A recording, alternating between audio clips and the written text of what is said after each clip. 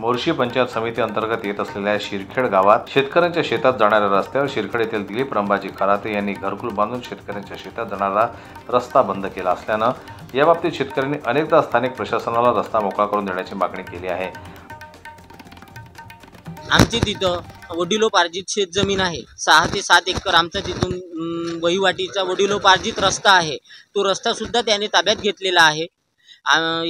याच्या अगोदर आम्ही ग्रामपंचायतला वेळोवेळी निवेदन सुद्धा दिले आहे।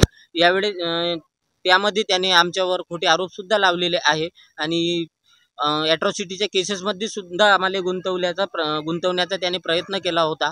त्यांनी जर अतिक्रमण काढलेलं नाही तर आमचं उपोषण सुरूच राहणार आहे। त्यांना ही समस्या निर्माण झालेली आहे। 3 ते 4 वर्षापासून त्यांची जमीन पडीत आहे।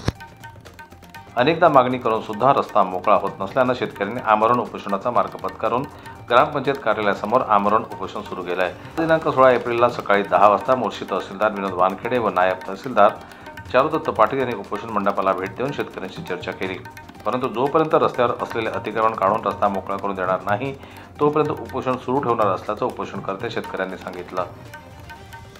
जन्मत लाईव्ह न्यूज करता मोर्शीहून सोमेश्वर शहाणे यांची रिपोर्ट।